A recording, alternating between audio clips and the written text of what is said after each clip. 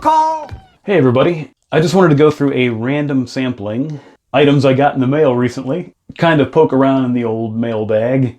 That doesn't sound quite right. But yeah, take a look at some items that I received recently, with a special focus on one item in particular, and how it relates to a future release from the same company. So let's go ahead and check that out.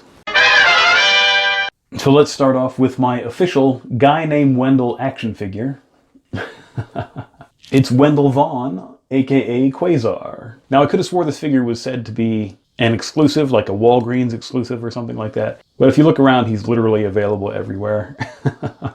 I personally bought mine off of Big Bad Toy Store. Looks good, kind of standard Marvel Legends fare. I think that's a good face sculpt, a good head sculpt. Definitely liking the quantum bands. Quasar is one of those characters that, yes, he was an Avenger, but when I was thinking of my roster for an Avengers team that's very much like based off of the Justice League, sort of a Justice League analog, Quasar was always up there for the sort of substitute Green Lantern position. I think that's probably the go-to guy for a lot of people who have thought of a similar roster for the Avengers. I've long held a lot of what I thought were cool ideas for that kind of storyline, but then I remembered Mark Grunwald beat me to the punch on a lot of those story beats like 20 years or more ago. But I'd still use them if I could. Very current Marvel Legends fare, very standard Hasbro Marvel Legends fare. But that's not an insult. There's a lot of good things going on here. I like the design on the cape. That's pretty cool. Very true to the classic Quasar appearance, costume-wise and all that. So yeah, I'm liking it. Anyway, that's a pretty cool looking figure. Moving on. Next up we have Image Comics McFarlane Toys Haunt action figure. This might be a bit of an oversimplification, but in my mind I've always thought of Haunt as Spawn 2.0, with some of the Batman aesthetics toned down and more of the Spider-Man, or maybe even in this case Carnage or Venom aesthetics turned up. The reason why I call it something like Spawn 2.0 is because it seems like a very similar premise. There are certain similarities between those two characters. Shadowy government agencies doing assassinations and espionage and all that kind of thing. Kind of like Al Simmons did before he became Spawn. However, unlike Spawn, the main character isn't grafted onto a satanic symbiote. He's grafted onto the spirit of his dead brother. The guy's a priest, and his brother is a spy, and his brother gets killed, and through magical means that I don't quite remember, supernatural means that I don't quite remember because it's been a while since I've read those books, he gets grafted somehow to his soul, his brother's spirit, and it has strange Carnage, Venom, symbiote Spider-Man type of powers. But when I say it's like Spawn 2.0, or the power set seems somewhat derivative of like a Carnage type character, I'm not knocking it because it's a fun read. I enjoyed what I read of it. I don't think I read the last story arc or so, which I believe a lot of people did not like. Joe Casey took over, and and a lot of people didn't like the direction he took the book in. A lot of people don't like Joe Casey's writing. I find it kind of hit or miss. Some of it I've enjoyed, and some of it I haven't. But I think that's true of any comic book writer. Anyway, one of the weird things I noticed is if you go to the Image Comics webpage for Haunt, the second collected trade, Volume 2, says it came out in January of 1970. So I don't know what that's about. The only thing I can figure is two of the co-creators, both Todd McFarlane and Greg Capullo, were born, 61, 62, so they would have been like 8 or 9, around the 10-year-old range there in 1970. So maybe the second story arc was based on old ideas that one or both of them had when they were kids. Just random story ideas and doodles and things like that. And they fleshed them out when they were adults, and that's why they're giving credit to the story being made in 1970. I don't know. It's interesting. It's odd. Maybe it's just a typo. Who knows? Maybe I'm putting too much into it and it's just a mistake. Anyway, it's a very cool looking figure, as you can see. Some nice accessories there, some different hands, a little ectoplasm accessory there, a couple of ectoplasmic accessories. It's a good sculpt on it. It seems to be scaled a little bit smaller than some of the McFarlane stuff. Like, I think it's smaller than the current Spawn stuff. I have a Spawn figure that I used for the Cygor video, but I'll be darned if I know where I put it. So It definitely looks scaled smaller than the current McFarlane DC stuff, but I don't think by a whole lot. Might be more in line with some Marvel Legends stuff. Yeah, he sizes up with Quasar pretty good, so he's slightly taller, I think. Only ever so slightly. You know, he might fit in with your Marvel Legends and stuff better than your Spawn figures, which is odd. Anyway, it looks cool. I like it. And then we also got some items related to the In Search of Tomorrow sci-fi documentary. A little Kickstarter reward package. I believe the lowest tier package that you can get. But you know, I still wanted to help out and be a part of that because that's pretty cool. They do good work. They're the same people that did the In Search of Darkness 1 and 2 documentaries. Little shipment here is very similar to the stuff I got for the In Search of Darkness 2 Kickstarter reward set. I also do believe there was a pin in this one, but I have misplaced, so I'm just doing a bang-up job between this and the Spawn figure of keeping track of stuff. But as you can see, there's a cool poster that I haven't opened. And you got the documentary itself on Blu-ray. There's a pin, as I said, and this cool sticker sheet. That's kind of neat. So yeah, I got in on the Kickstarter on that just to help out a little bit. So that's kind of cool. That's pretty cool. Still haven't opened the documentary and watched it yet. I'll have to get around to doing that. Anyway, and then there's the main thing that I wanted to talk about, which is an item that kind of has me hyped for, as I mentioned, this company's upcoming endeavor, this company's upcoming foray into, I was going to say wrestling figures, but more wrestling figures, because I received in the mail the Taya Valkyrie Legends of Lucha Libre standard figure, not one of their elite type figures, but one of their more standard figures. A little less articulation and things like that, but it's still a pretty good likeness. Not perfect, but it's good. But as you can see, the basic figures, standard issue figures, Penta Zero, Rey Fenix, and Juventud Guerrera in a very old school mask.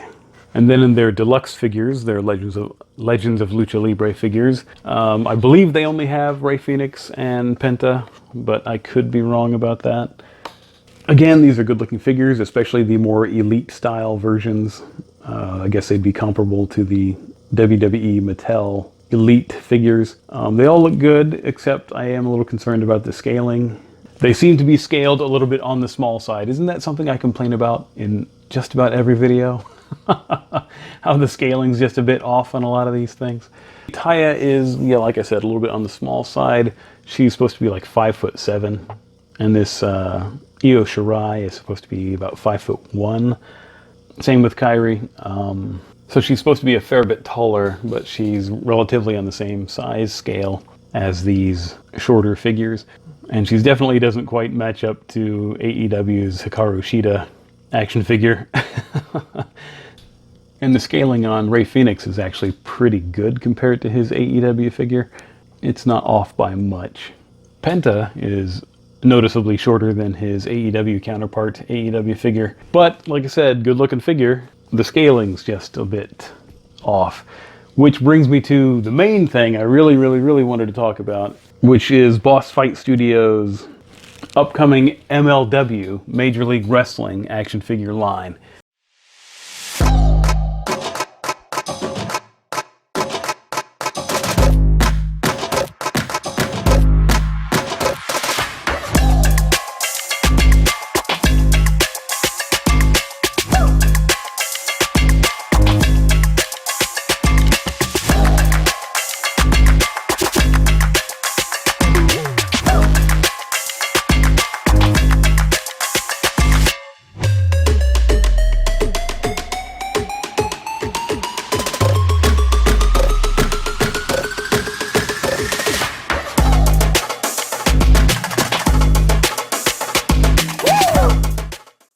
I have enjoyed MLW pretty much since its inception. Like way back when Satoshi Kojima was their first champion. That was one of my first major exposures to Kojima. And I thought he was pretty awesome. Did I enjoy him as much as I enjoyed the work of Masato Tanaka? It's pretty close, I would think. I think I was enjoying the outlandish hardcore stuff that Masato Tanaka was that Tanaka was getting up to. Just a touch more. But MLW definitely helped make me a Kojima fan. MLW to me seemed almost more like the successor to ECW than a lot of other promotions did. I know a lot of people would probably give Ring of Honor, which I loved back then also, would give Ring of Honor or something like that label, but MLW just had the feel, and they even had Joey Styles as an announcer for a while. So just the presentation and all of that seemed more like ECW than a lot of other promotions. XPW was fun to watch. They really pushed that hardcore element. But yeah, among the smaller promotions that were active at the time, even above, like I said, Ring of Honor, XPW, UPW, all that stuff, I still feel like MLW felt more like the spiritual successor to ECW. And they had performers like Steve Corino and Raven and Terry Funk and guys like that on their roster. So that probably didn't hurt that feeling.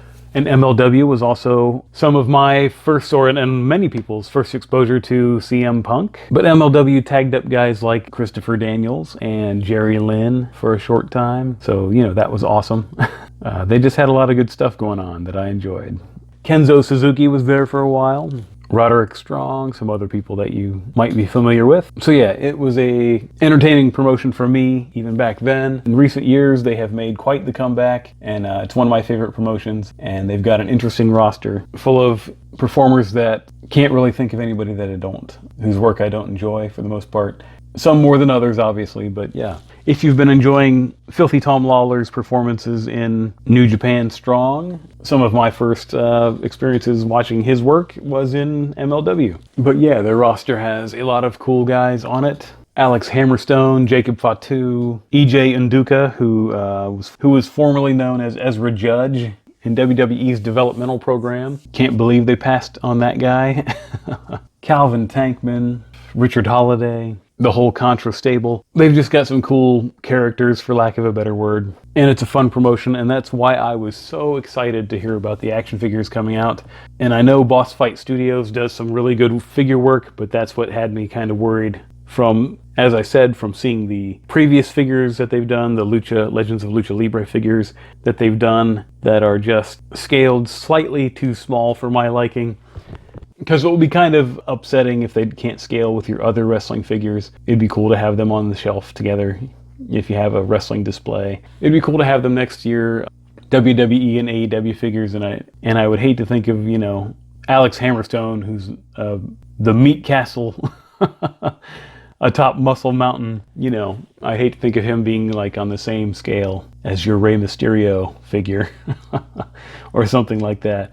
And especially a guy like Nduka or Kruger, who are both like 6'8" or something like that. It will be a little off-putting if they look like they're in the cruiserweight division instead of the super heavyweights that they are. But I'm definitely looking forward to seeing what comes out, what the figures look like in the finished product. And no matter what the size, no matter how the scaling is, I'll probably still pick up a few of my favorites, some of my absolute favorites. It might be a little bit harder of a sell as a full collection, or, to collect as many as I probably would have liked in the beginning, because I think they are priced a little, if they're in the Elite style, I do believe they are priced a little bit higher than WWE Elite figures or AEW figures. And with the price and the scaling, that's going to make it a harder sell for me to buy a lot of these. But like I said, I will definitely buy some, just because it'll be cool to have those characters, those performers in action figure form, because you probably won't be able to get them anywhere else, unfortunately. Now, if somebody could just get me a Pro Wrestling Noah action figure line, hey, Boss Fight Studios, if you're listening, especially a Go Shiozaki, because he's my dude. Love that guy. First exposure to him was in Ring of Honor, of all places. Anyway, like I said, I am looking forward to seeing what they are going to look like, what the finished product is going to be. I have faith in this. I think it's going to turn out good. A lot of these guys deserve to be immortalized in plastic form. And yeah, looking forward to adding them to my collection. I think it'll be cool. What do you guys think? Are you MLW fans? Are you looking forward to these? Are you interested in these at all? I hope so. because it's a good promotion, and these guys deserve it. And if you've never heard of them before and you don't know anything about these figures, keep an eye on them and go check out MLW. If you're a wrestling fan, I think you'll enjoy it. I think you'll like what they do. Anyway, thank you very much for watching the video. I appreciate it. I appreciate you watching. I appreciate you listening to me ramble about little plastic wrestling guys. I appreciate it. I appreciate you. Thank you very much. And until next time, I will see you. No mail today, maybe tomorrow.